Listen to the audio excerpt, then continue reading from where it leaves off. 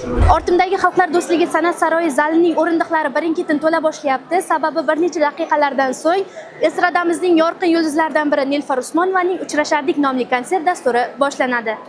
Yakunlanayotgan yilning eng shov-shuvli konsertlaridan biri bo'lgan Nilufar Usmonovaning konsert reportajida Yulduz Usmonovaning intrigasini, kutilmagan savollarga javoblarni, yillar o'tsa-da eskirmaydigan musiqalar va muhokamalar markazida bo'lgan do'stlarning duetini ko'rishingiz mumkin. Demak, biz boshladik.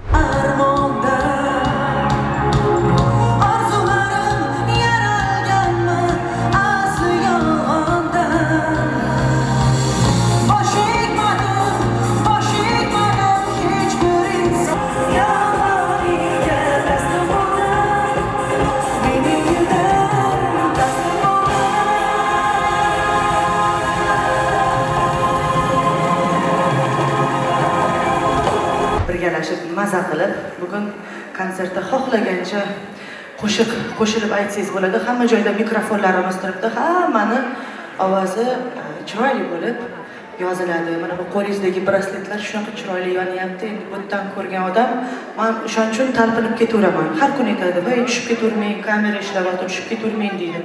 Ammo mana bu yongan narsaga pashshalar uchadi-ku. Svetga o'shanaqa bo'lib, mana o'sha yerga qarab uchib ketaveraman xalq ichiga. Odam maza qilib, yoshligimizdagi qo'shiqlar hammasi. Qaysi qo'shiq yoqqan Nilufar Usmonova? Masalan, Kel ikkimiz degan muzikasi rosa trendga chiqdi. Hit bo'lgan qo'shiqlari yaqinda qaysi qo'shiq aytdilar yana?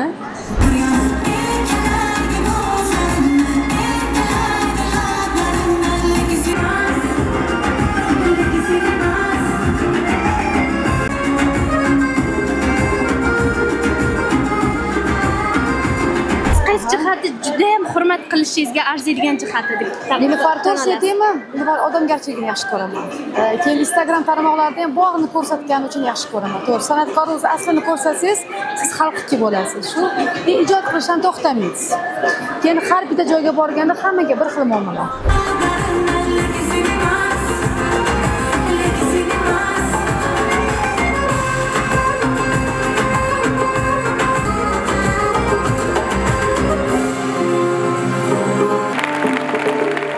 Devam edamiz.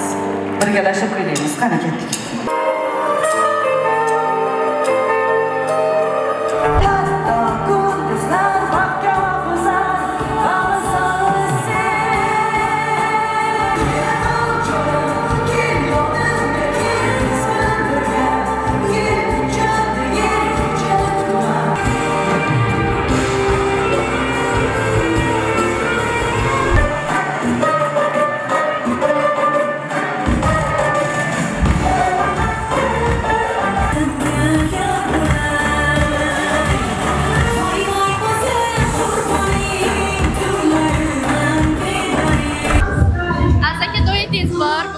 Nega aynan tojikcha qo'shiq tanlagan?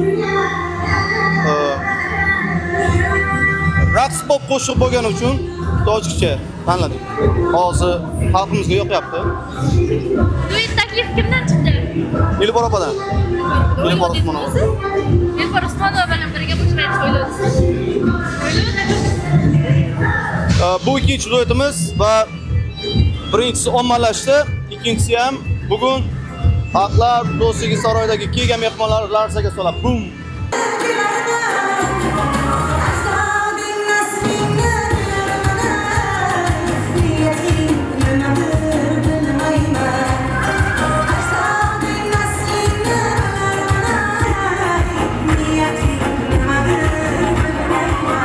Uyimda o'lib turganda yetib bormaganman, aytganman-ku, o'limda.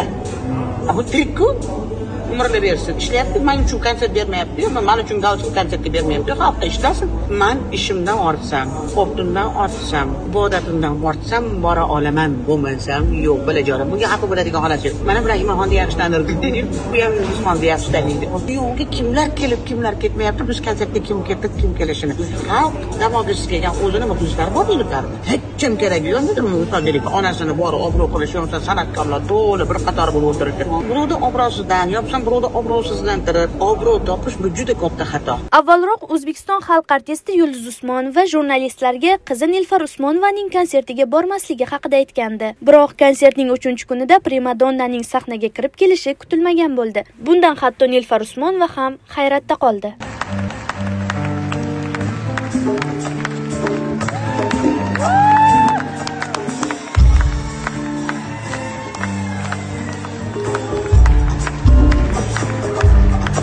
Tabriklayman, Nilufar poshsha.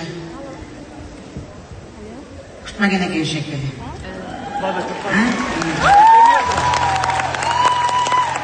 Lekin san'atkorning bolasi bo'lish oson emas. Xalqdan ortsang o'zingga kelsan.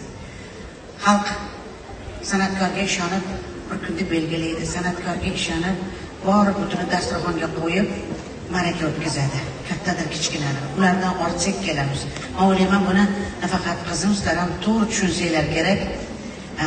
Bir xillar nimaga qizini yondamas. Men hamisha duolarim bilan yondaman. Bu sahnaga men qo'lidan yetalab olib chiqmadim, o'zi chiqdi.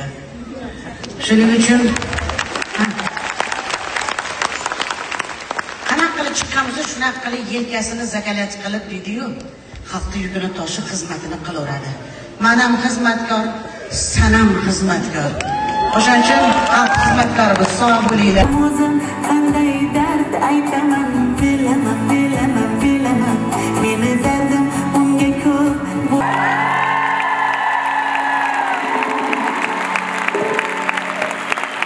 Ilohim onalarimiz uzoq yashashsin. Tog' bo'lib, ustun bo'lib yurishaversin. To'g'risini aytay, bo'shashib qoldim. Hayajon? Ha, yo'q, bo'shashdim. Mana ona kelganda bo'shashadi odam. Ona kelganda bo'ldi, onam keldi, bo'ldi. Mana dunyo bo'lib ketmaydimi? Suv toshib ketmaydimi? Ayam keldi, bo'ldi. Momoyim yo'q. Qanaqadir shunaqa bir tuyg'u bo'ldi menda, bo'ldi, ayam keldi, bo'ldi. Men ya расслабилась. Lekin aytdilar-ku, bo'ldi, men o'zing расслабиться qilmasdan davom etgan deb ketdilar.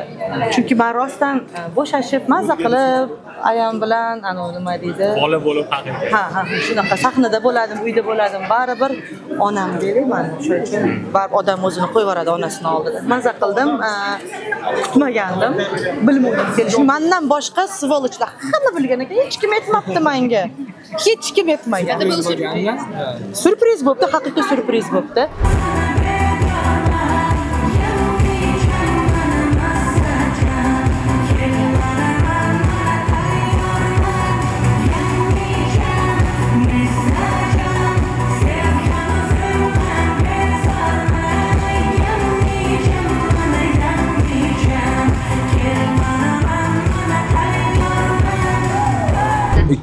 yildan beri do'stman. 2025 yil bo'ldi.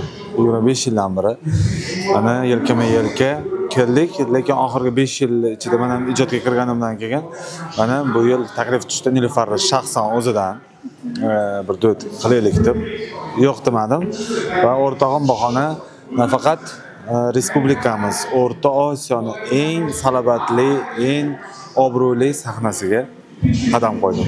Sevimli telekanalda o'tgan yili ham Yangi yil dasturida birga duet ijro etgansiz. Albatta, o'sha o'zi Sevimli telekanalini Yangi yil oqshomidan keyin yaxshi ketgandan keyin o'rtog'im menimcha o'ylab qoldi shekilli deb duet qilamiz deb. O'zi zo'r ekan. Yaxshi, sababchisi Sevimli bo'ldi.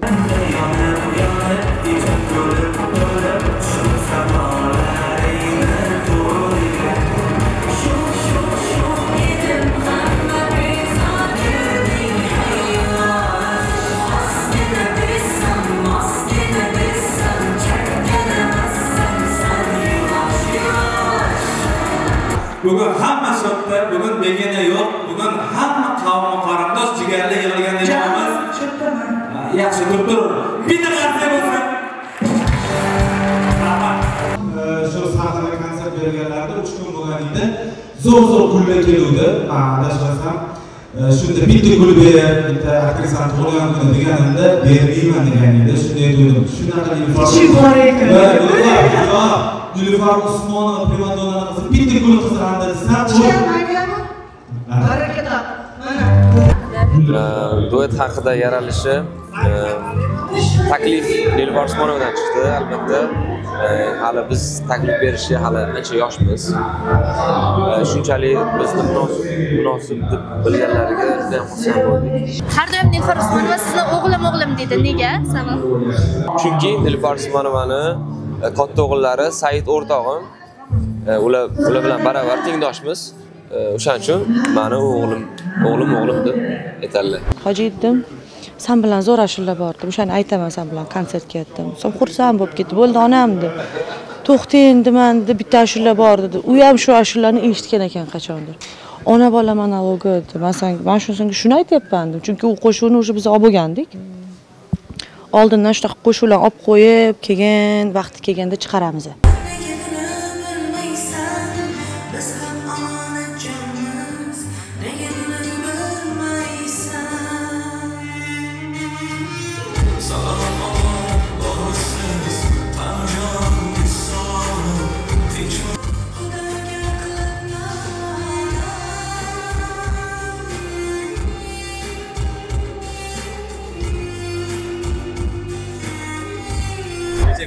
Maryam Batırova ishladi kiyimlar libosi bo'yicha. Mana bu aksessuarlar hammasi qimmatbaho toshlar bilan bezatilgan. Buni o'zimizning dizayner Fazilatxon, ya'ni Feliz Diamond, o'zimiz mahalliy dizayner ular qilishgan. Mana shu hammasi. Bular hammasi qimmatbaho toshlar.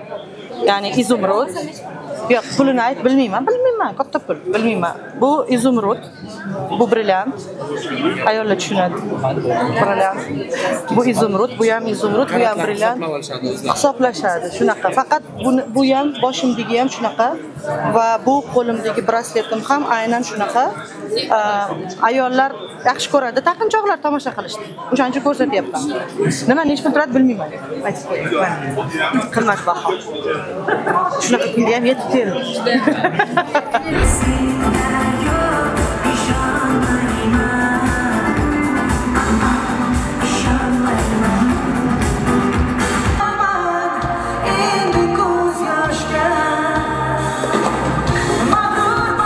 Nilufar opa, konsertdan oldin Yulduz Usmonovadan qanday tavsiyalar bo'ladi yoki konsertingda bunaqa qilmasin degan taqiqlar bo'ladimi? Bo'ladi. O'rinli savol. Yulduz Usmonova nimani o'rgatadi? O'zingga ishonsang qil deydi. Kuchanma deydi. Kuchanib ana qilib qo'yma deydi. O'sha ishonsang qilgin deydi. Bir narsaga ishonyapsan, ko'zing yetyaptimi, keyin turib qilgin. Chunki odamlar puliga sotib olib, bo'sholmaydi uyga boshqa qilmaydi, seni biletingni olib, kelib konsertingni ko'radi. Ko'rganda ana shu qarg'ishmas duo olsin, duo olgin deydi. Duo olishing uchun mehnating bilan erishgin deydi. Yulduz Usmonova birinchi bo'lib sog'lig'ingni o'ylagin deydi. Sog' bo'lsang, bolalaringga kelaysan, sog' bo'lsang, yaraysan qo'shiq aytishga, xizmat qilishga deb aytadi. Bu Yulduz Usmonovani eng birinchi oldi beriladigan maslahatlari menga.